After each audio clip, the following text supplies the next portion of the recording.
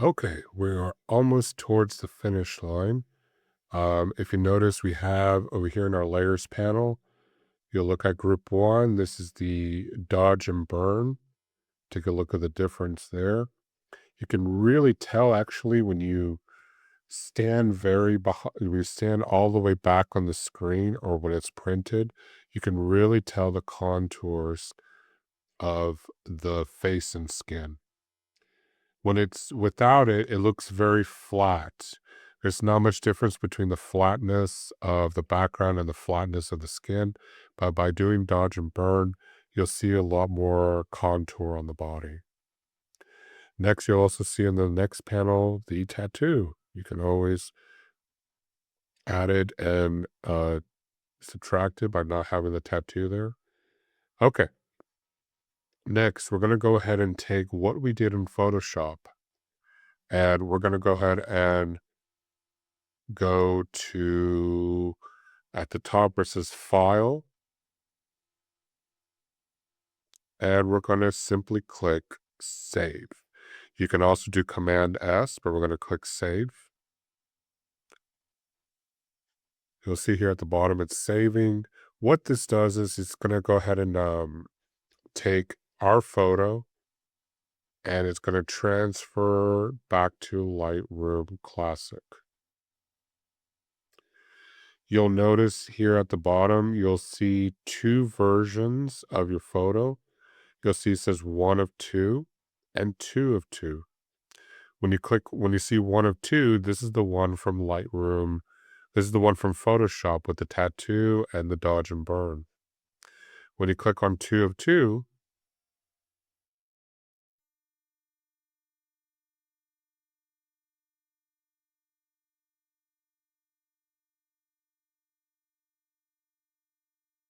there we go. Took a while. When you click on 2 and 2, this is the one before the dodge and burn and the one before the tattoo. If you click on 2 of 2 and you click on Y, you'll see the before, which is where we started. The raw photo, underexposed, but it's filled with information. And you'll see the photo that we edited in Lightroom Classic. Okay, we're going to go back to 1 of 2. This is the one with the dodge and burn, and the one with the tattoo graphic on the skin. We're going to do the final touches before we finish. Now, we're going to do a little bit of masking. This one that we did a while ago, but every time we do Lightroom, we're going to go ahead and do some more masking. Let's go over here to the masking tool here in basics. Excuse me, here's basics, and we're going to go to the section where it says masking. We're going to do a radial gradient. I'm going to click on that. You're going to go right at the center of his head, and you're going to click and hold, and you're going to do a nice big radial there. All right, once you let it go, you'll see this red overlay. We're going to go ahead and go back here to the options for masking, and we're going to subtract our subject.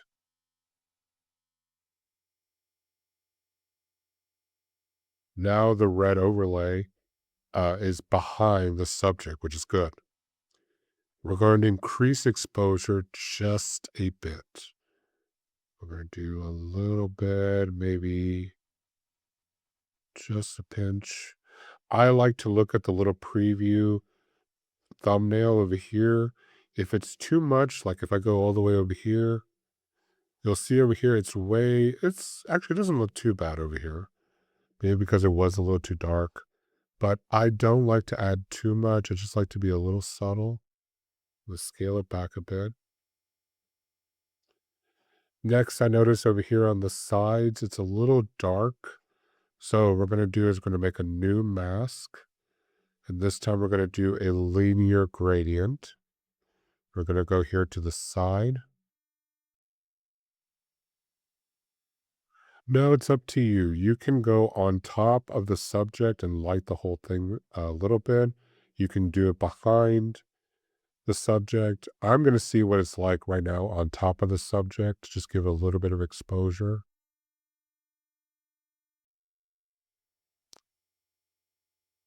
Notice over here in the thumbnails, if it starts to look a little too light yellow or too white, this is where I scale it back a little bit. There we go. I like an even yellow. And on this side over here, you'll notice it's a little dark as well too. Make sure I think it's a let's scale it back a little bit.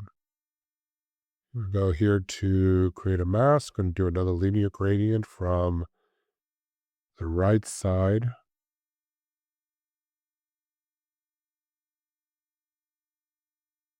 And we're going to increase exposure just a little bit, not too much, just enough to give it a little bit of that pop. You can also go here to highlights. You can kind of like tone down the highlights a little bit.